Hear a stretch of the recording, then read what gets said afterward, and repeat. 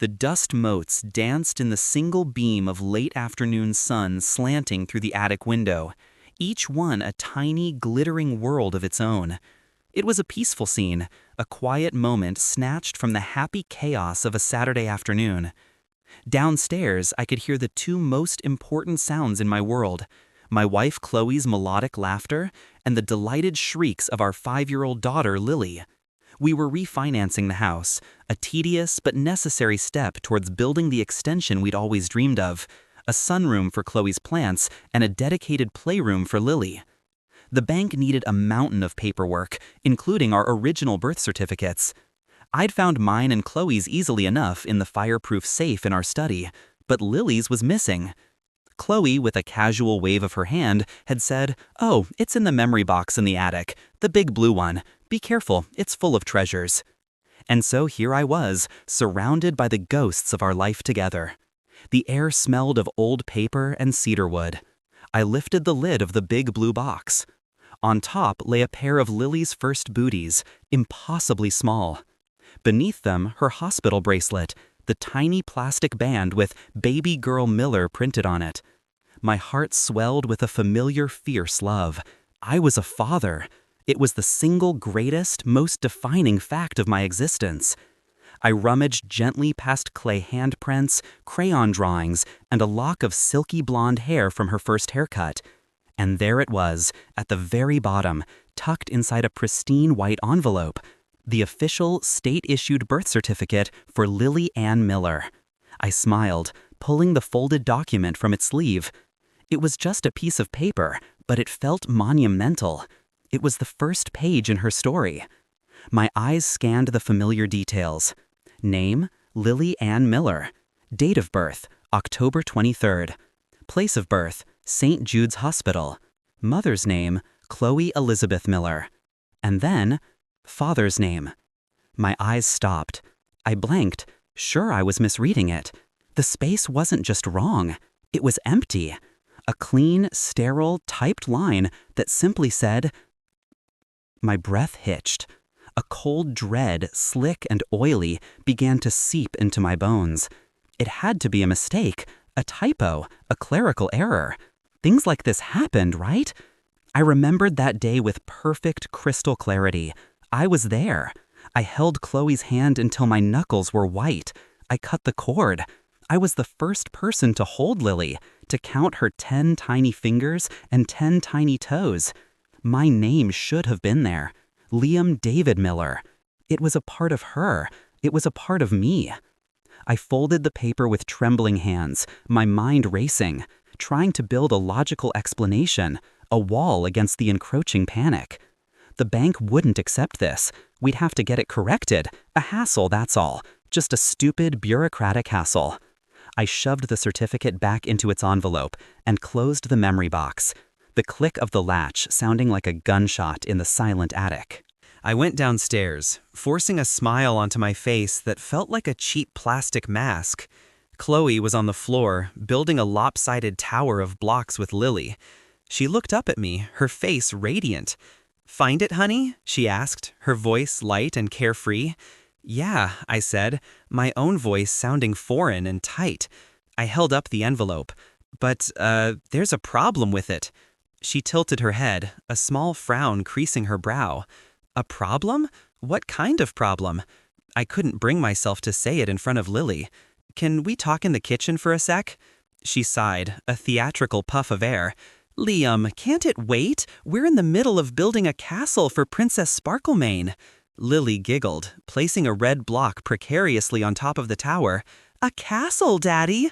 My heart ached. "It'll just take a second, Chloe. It's important." The subtle shift in my tone, the lack of playful banter, finally registered. Her smile faltered. She stood up, brushing dust from her jeans. Okay, what's so serious?"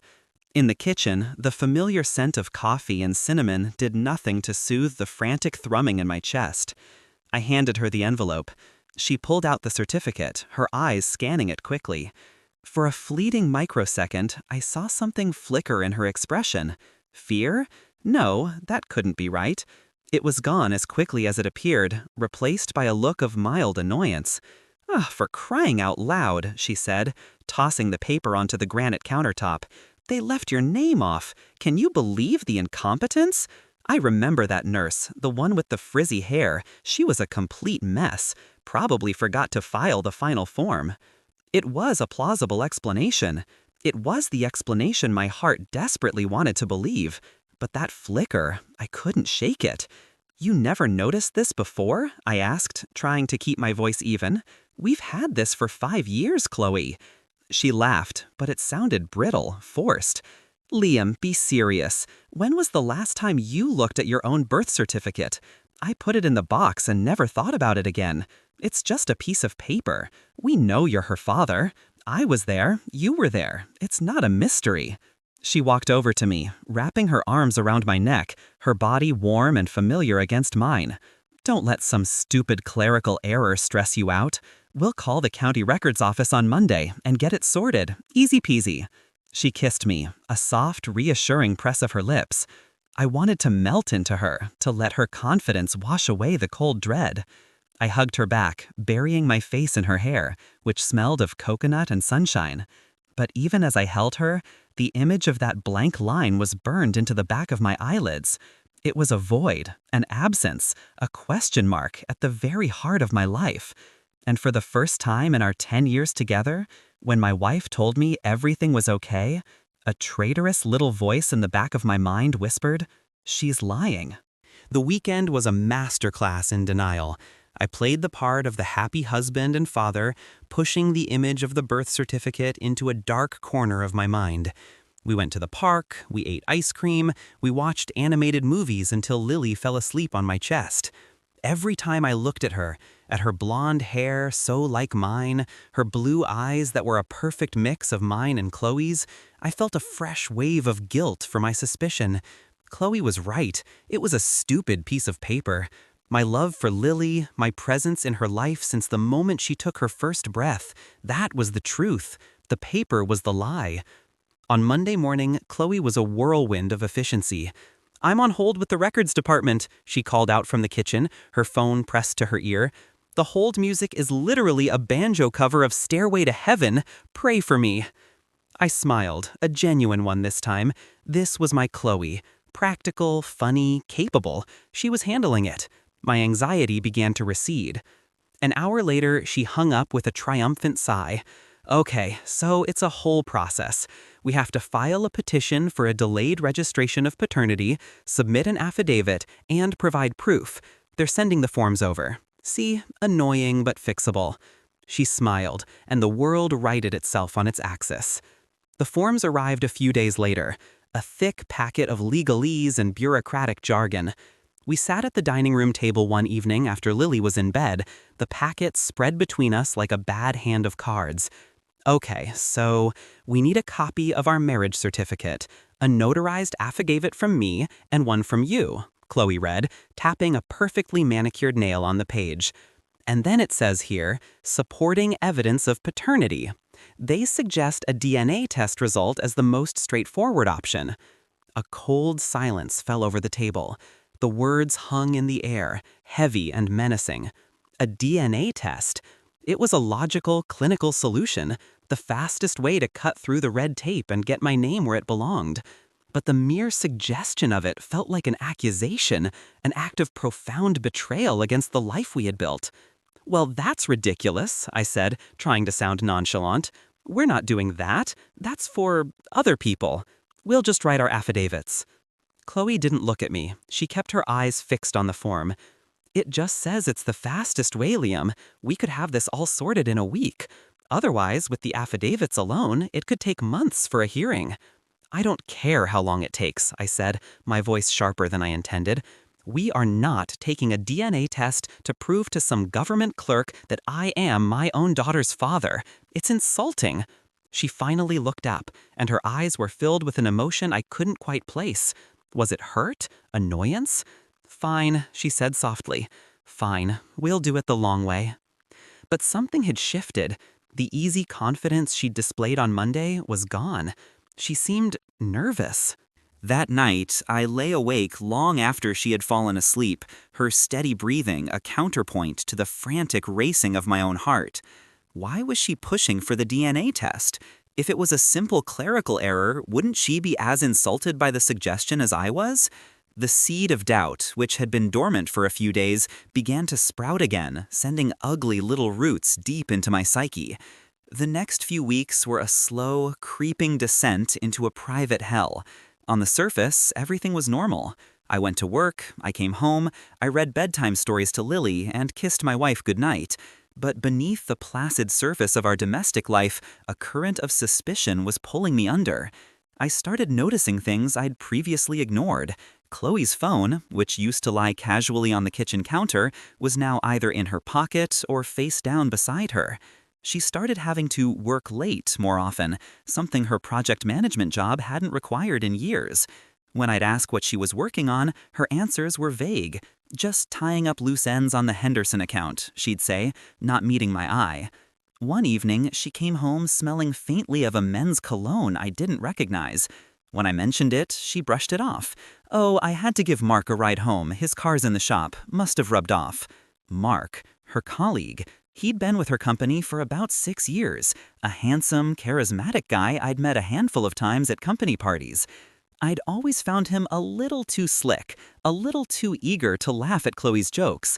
I'd chalked it up to professional jealousy. Now his name landed in my stomach like a lead weight. I started doing something I was deeply ashamed of. I started snooping. I waited until she was in the shower and checked her phone. It was locked with a new passcode I didn't know. I checked our joint credit card statements online. There were a few more lunches at expensive restaurants than usual, but nothing overtly incriminating. I was becoming a person I didn't recognize, a paranoid husband from a cheap thriller novel. I hated myself for it, but the need to know was a physical ache, a gnawing hunger that wouldn't be sated by her reassurances. The affidavits for the court sat on my desk, unfilled. Every time I looked at them, I felt a fresh wave of paralysis. To sign them felt like colluding in a lie. But what was the lie? That my name was missing? Or that I was Lily's father? The thought was so monstrous, so fundamentally world-shattering that my mind shied away from it. I loved Lily with every fiber of my being. She was my daughter. She had my crooked smile and my love for silly puns. A piece of paper, a missing name, a strange vibe from my wife, it couldn't change that, could it? One Saturday, I took Lily to the zoo while Chloe was at a work retreat for the day.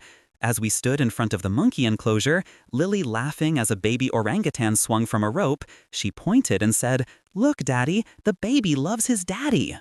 I looked at the great, gentle male orangutan cradling his tiny offspring, and a wave of emotion so powerful it almost brought me to my knees washed over me.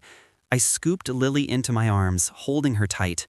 "I love you so much, sweetie," I whispered into her hair. "You are my whole world." "I love you too, Daddy," she mumbled, her face pressed against my shoulder. In that moment, I made a decision. I was being crazy. I was letting a stupid mistake poison the most beautiful thing in my life. I was going to go home, fill out that affidavit, and never think about this again. I would trust my wife. I would trust my love for my daughter. That evening, I sat down at my desk, took a deep breath, and started to fill out the form. I wrote my name, my address, my date of birth, and then I got to the section where I had to swear, under penalty of perjury, that I was the biological father of Lily Ann Miller, born on October 23rd. My pen hovered over the paper. My hand was shaking. I thought back to the day Lily was born, the chaos, the fear, the overwhelming, transcendent joy. I remembered Chloe's exhaustion, her strength, and I remembered something else. Mark. He had sent a massive bouquet of lilies to the hospital room. "From the whole team," the card had read. At the time, I thought it was a sweet gesture. Now, it seemed sinister. Had he been there? I couldn't remember seeing him, but the days after the birth were a blur of diapers, sleepless nights, and visitors.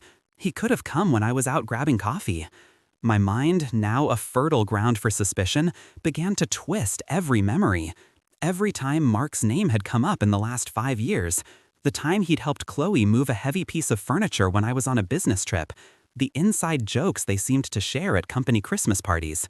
The way she'd lit up when talking about a project they'd successfully completed together. Each memory was a tiny piece of a mosaic I couldn't yet see, a breadcrumb on a trail leading somewhere I was terrified to go. I couldn't sign the form. I just couldn't. It felt like stepping off a cliff in the dark. I needed a light. I needed the truth, no matter how ugly. The next day, I did something that felt like the ultimate betrayal, the point of no return. I called a private investigator. His name was Frank, a grizzled ex-cop with a voice that sounded like gravel and a world-weary cynicism that was oddly comforting. I told him the whole story, my voice low and shaky, feeling like a fool. The blank birth certificate, my wife's strange behavior, my suspicions about her colleague Mark. I expected him to laugh, to tell me I was a jealous husband with an overactive imagination, but he just listened patiently. When I was done, there was a long pause on the other end of the line. "The birth certificate thing, that's a new one," Frank said, his voice devoid of judgment. "But the rest of it, it's a story as old as time, son. I'll look into it. It'll cost you." I didn't even ask how much. "Just find out," I said, my voice barely a whisper. "I just need to know." The next 2 weeks were the longest of my life. I was a ghost in my own home, an actor playing the part of Liam Miller. I'd laugh at Chloe's jokes, ask about her day, and help Lily with her drawings, all while a silent scream echoed in the chambers of my heart. Every ping of Chloe's phone sent a jolt of adrenaline through me. Every time she said she was working late, I'd imagine her with him. I was losing my mind. Frank's first report was delivered in a plain manila envelope left in my mailbox. Inside were photographs. Chloe and Mark having lunch. They were sitting close, laughing. In one photo, his hand was covering hers on the table. It was intimate. It was damning. But it wasn't proof of anything more than a close friendship. It could be innocent. My rational mind tried to argue for her, but my gut, twisted with fear and suspicion, knew better. I called Frank. "It's not enough," I said, my voice hoarse. "It could be nothing." "Kid, in my experience, where there's this much smoke, there's a 5-alarm fire," he grunted. "Give me another week." The days crawled by. Chloe seemed to sense the change in me, the distance that had grown between us. "Is everything okay, Liam?" she asked one night as we were getting ready for bed. "You seem far away." I couldn't look at her. I couldn't look at the woman I had loved for a decade, the mother of my child, and lie. But I couldn't tell her the truth either. So I did what I'd been doing for weeks. I deflected. "Just stressed with the refinance," I mumbled, turning off the light. Lots on my mind. She didn't press the issue, but I felt her eyes on me in the darkness. The space between us in the bed felt like a chasm. The final report arrived a week later. This time, Frank called me. "You should sit down," he said, his voice uncharacteristically gentle. My legs gave out, and I sank onto the edge of my office chair. "What did you find?" Frank took a deep breath. "They're not just having lunch. He has a condo downtown he keeps for business meetings. She's been there, a lot. I have dates, times, photos of her car in the garage. I also did a little digging into Mr. Mark Renshaw. He's married, 2 kids, nice little house in the suburbs, a real pillar of the community." The world tilted on its axis. Every breath I took was a gasp, every beat of my heart a hammer blow against my ribs. It was real. The vague fears, the paranoid suspicions, they had all coalesced into a monstrous, undeniable truth. My wife, the woman I had built my life with, was having an affair. "There's more," Frank said, his voice low. I pulled some old financial records. "The affair? It didn't start a few weeks ago, kid. Based on hotel charges, gifts, things that stopped about 5.5 years ago, this has been going on for a long time." "It looks like they cooled it for a while after your daughter was born, then picked it back up again a couple of years ago." 5.5 years ago. The timeline slammed into me like a physical blow. Lily was 5. The affair had started before she was even conceived. The blank space on the birth certificate wasn't a mistake. It was a deliberate omission, a calculated act of deception by a woman who wasn't sure who the father of her child was. My child, my Lily. Was she even mine? The question I had been too terrified to even form in my mind was now screaming at me. I hung up the phone, a strange, terrifying calm settling over me. The pain was so immense, so all-consuming, that it had gone past agony and into a realm of numb clarity. I knew what I had to do. I couldn't live in this lie for one more second. That evening, I waited until Lily was asleep. I found Chloe in the living room, curled up on the couch, reading a book. She looked so beautiful, so peaceful, so completely oblivious to the fact that her world was about to be obliterated. I walked over and stood in front of her, the manila envelope from Frank clutched in my hand like a weapon. "We need to talk," I said. My voice was flat, devoid of emotion. She looked up, a little startled. "Okay, what's wrong?" I didn't say a word. I just opened the envelope and let the photographs spill onto the coffee table in front of her. Pictures of her and Mark, laughing over lunch, her car parked at his downtown condo, a long lens shot of them embracing, a quick, furtive kiss before getting into their separate cars. Her face went white. The color drained from her cheeks as if a plug had been pulled. The book slipped from her fingers and fell to the floor with a soft thud. "Liam," she whispered, her eyes wide with panic. "It's not what it looks like." "Isn't it?" I asked, my voice dangerously quiet. "Then what is it, Chloe? What is this? And what is Mark Renshaw's condo? Is it just a place for you to work late? Is that where you were on your work retreat?" Her composure shattered. Tears began to stream down her face. "Liam, please, I can explain. It was a mistake, a stupid, horrible mistake." "A mistake?" I finally yelled, the rage I had been suppressing for weeks erupting like a volcano. "A mistake is forgetting to pick up milk from the store. A mistake is not what you've been doing for years." I picked up one of the photos, the one of them kissing, and threw it at her. "This isn't a mistake, Chloe. This is a choice, a series of choices you made every single day." She flinched as if I'd struck her. "It didn't mean anything," she sobbed. "I love you, Liam. I always have." "Don't you dare say that to me," I snarled, pointing a shaking finger at her. "Don't you dare talk to me about love. You don't know the first thing about it." I paced the room like a caged animal, the pain and rage a toxic cocktail in my veins. I stopped and looked at her, my heart breaking all over again at the sight of her crumpled form. "The birth certificate," I said, the words tasting like ash. "That's why you left my name off, isn't it? You didn't know. You didn't know if she was mine or his." Her sobs intensified, a gut-wrenching sound of complete despair. She couldn't even look at me. She just shook her head, her face buried in her hands. Her silence was all the confession I needed. The floor seemed to drop out from under me. For 5 years, my entire identity had been wrapped up in 2 words, husband and father. In the space of an afternoon, both had been revealed as a potential lie. My marriage was a sham. And my daughter, my beautiful, funny, perfect little girl, might not be mine. The thought was a physical agony, a knife twisting in my soul. Who was I if not Lily's father? What was my life? The argument raged for what felt like hours, a torrent of accusations, tearful denials, and half-truths. She swore it was over with Mark, that it had been for a long time, a lie.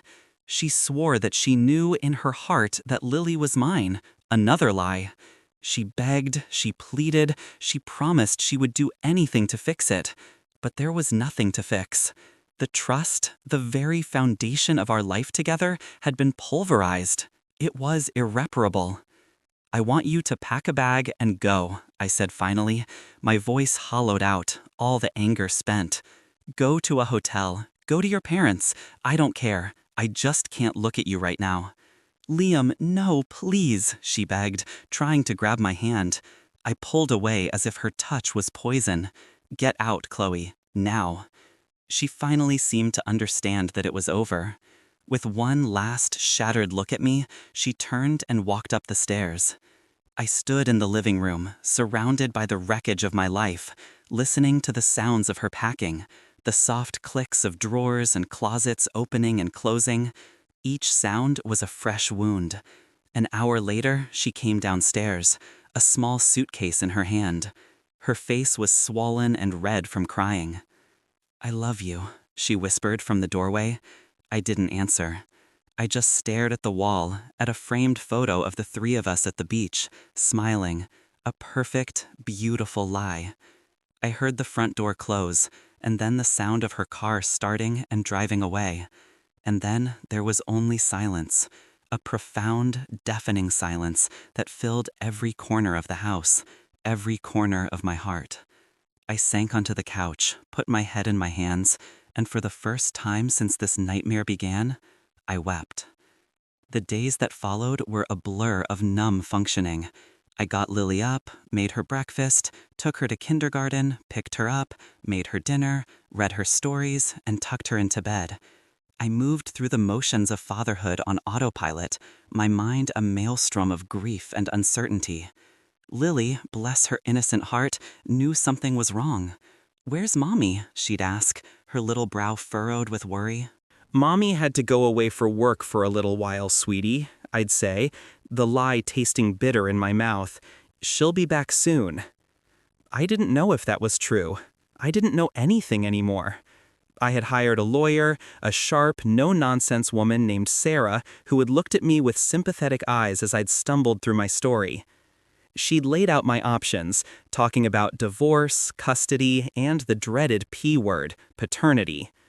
"We need to establish it, Liam," she'd said gently, "for your sake and for Lily's. It's the first legal step. We need to know where we stand." I knew she was right. I couldn't live with the not knowing. The question of Lily's paternity was a cancer, eating away at what little was left of my soul. I agreed to the DNA test. It was the most difficult thing I had ever done. The kit arrived in a discreet package. It was a simple cheek swab for me and for Lily. I told her we were playing a science game, and she'd giggled as I gently rubbed the cotton swab on the inside of her cheek. My own swab felt like I was scraping away a piece of my identity. I mailed the samples back, and then I waited. The waiting was a unique form of torture. Every time I looked at Lily, I found myself searching for my features in her face. The way her nose crinkled when she laughed, was that from me? The stubborn set of her jaw when she was concentrating, was that mine? Or was I just seeing what I wanted to see? Was I staring at the face of another man's child? I loved her so fiercely, so unconditionally, that the thought that we might not share a drop of blood felt like a betrayal of that love itself. How could something so real be based on a lie? A week after I sent the kit, Chloe's parents called. They wanted to have dinner. They wanted to talk. I agreed, mostly for Lily's sake. They adored her, and they were the only connection to Chloe I was willing to entertain. They arrived on a Sunday evening, their faces etched with worry and sadness. Chloe, I learned, was staying with them, a broken mess. We ate a tense dinner, making small talk for Lily's benefit. After she was in bed, we sat in the living room where my life had fallen apart just a week before. "Liam, we are so sorry," Chloe's mother, Eleanor, began, her eyes full of tears. "We had no idea. What she did, it's unforgivable." "We love you like a son," her father, Tom, added, his voice thick with emotion, "and we want to help in any way we can." We talked for a while. They didn't make excuses for Chloe, but they were her parents. They were worried about her, they were worried about Lily, they were worried about the whole shattered mess. To distract from the heavy atmosphere, Eleanor pulled out her phone to show me some old family photos she'd recently digitized. "Look how little Chloe was," she said, swiping through pictures. We looked at photos of Chloe as a baby, as a toddler, as a surly teenager. And then she swiped to a more recent set of photos. It was from a company awards dinner about 6 years ago. There was Chloe, radiant in a red dress, and standing next to her, his arm casually around her waist, was Mark Renshaw. My blood ran cold. "Who's that?" Tom asked, pointing at the screen. "Chloe's colleague," I said, my voice barely audible. We kept swiping. There were more photos from work events, team-building exercises, Christmas parties. Mark was in a lot of them, always near Chloe, always smiling. Then, Eleanor swiped to a photo that made my heart stop. It was a group shot from Chloe's old department, the one she was in right before Lily was born. They were all standing in front of the office building, squinting in the sun. Mark was standing right behind Chloe, his hands on her shoulders. It was an innocent enough pose, but in the context of everything I now knew, it was sickeningly intimate. Lily, who was supposed to be in bed, padded into the room, rubbing her eyes. "I had a bad dream," she mumbled. "It's okay, sweetie," I said, pulling her onto my lap. "Everything's okay." Eleanor, trying to lighten the mood, turned the phone towards Lily. "Look, sweetie, here's a picture of Mommy at her old job," she said, her voice artificially bright. She pointed at the group photo on the screen. "Can you see Mommy?" Lily's sleepy eyes focused on the phone. She looked at the picture for a long moment. And then, she did something that shattered the last remaining vestiges of my world. She lifted her small, chubby finger. She didn't point at Chloe. She pointed directly at the smiling, handsome face of Mark Renshaw. And in a voice as clear and certain as a church bell, she said her first real, multi-syllable word. A name. "Mark," she said. Not Mama, not Dada. Mark. The world stopped. The air in the room turned to glass. Eleanor's hand flew to her mouth, her eyes wide with horror. Tom just stared, his face pale. I looked down at the little girl in my lap, my daughter, my Lily, and I felt the last thread of hope I had been clinging to snap. The DNA results were just a formality now. I already knew the truth. She had just told me. The results came 2 days later, an email with a subject line that read, "Your paternity test results are ready." I stared at it for an hour before I could bring myself to open it. I clicked the link, entered my password, and a PDF document loaded on the screen. Probability of paternity, 0%. The words were cold, clinical, and absolute. 0%. I was not her biological father. I printed the document, walked into the living room, and stared at the photo on the wall, the one of the three of us on the beach. A perfect, happy family.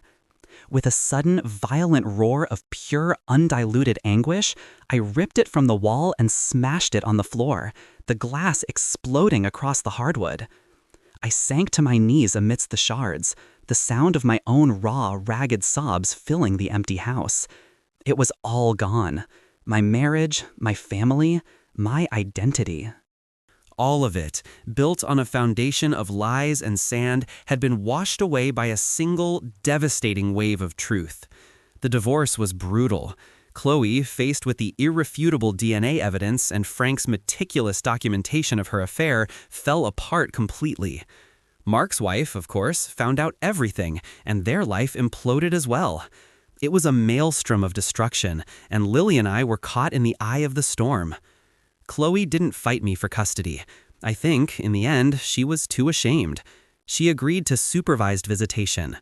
Our first exchange was a stilted, painful affair in a sterile visitation center. Lily ran to her, and Chloe held her, sobbing. I looked at the woman I had once loved more than life itself, and I felt nothing but a vast, empty pity. My fight wasn't with her anymore. It was with myself. What was I to Lily now? I wasn't her father. The law said so. Biology said so. But my heart? My heart hadn't gotten the memo. My heart still ached with a love for her so powerful it defied logic and genetics.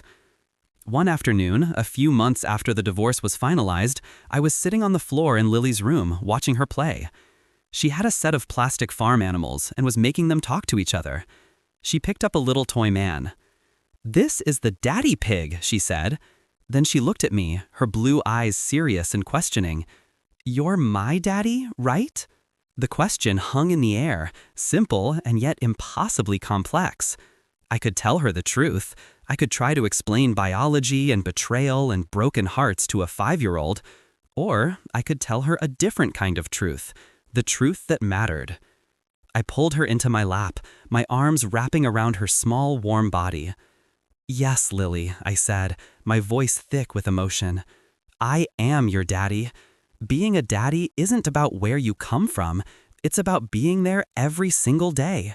It's about reading bedtime stories and kissing scraped knees and chasing away monsters from under the bed. It's about love, and I love you more than anything in the whole wide world." She seemed satisfied with that answer. She snuggled against my chest. "I love you too, Daddy," she said. And in that moment, I knew what I had to do. I wasn't going to be a victim of Chloe's betrayal. I wasn't going to let another man's DNA define my life or my relationship with this incredible little girl. I was her father. I had earned that title through 5 years of unconditional love and devotion. I went back to my lawyer, Sarah. I told her I wanted to adopt Lily. I wanted to make it official. I wanted my name on her birth certificate, put there not by biology, but by choice. It was a long and complicated legal process. Mark, whose life was in ruins, wanted nothing to do with her and gladly signed away his parental rights. Chloe, in a rare moment of grace, consented to the adoption, admitting that I was the only father Lily had ever known. On a crisp autumn day, almost a year to the day I found that fateful document in the attic, I stood before a judge. Lily was beside me, holding my hand, wearing a pretty new dress. The judge, a kind-faced woman with warm eyes, smiled at us. "By the power vested in me by the state," she said, her voice filling the quiet courtroom, "I declare that Lily Ann is now and forever shall be Lily Ann Miller. Congratulations, Mr. Miller. She is legally your daughter." I knelt down and pulled Lily into a hug, burying my face in her hair, tears of relief and joy finally streaming down my face. She was mine, not by blood, but by something far stronger, by love. Later that day, we went to the park to celebrate. As I pushed her on the swings, watching her fly higher and higher, her laughter echoing through the trees, I felt a sense of peace I hadn't felt in a very long time. The wounds were still there, deep and tender, but they were no longer gaping. They were beginning to scar over. A family isn't just about shared DNA. It's about shared moments. It's about commitment. It's about showing up, day after day. It's about the love you build, not the blood you share. I had lost a wife, but I had not lost my daughter. In the end, I was still a father. And as Lily's laughter filled the autumn air, I knew that was the only truth that ever really mattered.